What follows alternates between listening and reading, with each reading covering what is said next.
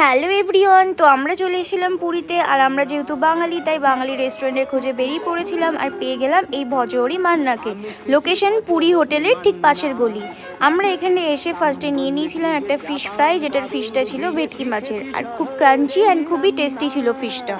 তারপর আমরা এখানে নিয়ে নিয়েছিলাম সাদা ভাত, ভেজ ডাল, একটা ছানার কোফতা, গলদা চিংড়ির মালাইকারি আর ইলিশ মাছের ভাপা।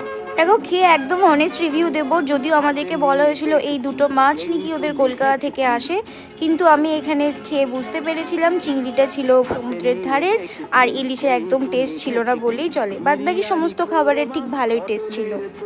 তোমরা যদি কেউ পুরীতে এসে বেঙ্গলি অথেন্টিক ফুড ট্রাই করতে চাও তাহলে চলে এসো ভজহরি মান্নাতে। প্রাইসও খুব রিজনেবল অ্যান্ড খাবারেরও খুব ভালো টেস্ট অ্যান্ড স্টাফদের বিহেভিয়ারও খুবই ভালো। লাস্টে খেয়ে নিলাম মিষ্টি দই, যেটা বাঙালির ফেভারিট। তো চলো আজকের মতো টাটা, দেখা হচ্ছে নেক্সট মিনি ব্লগে।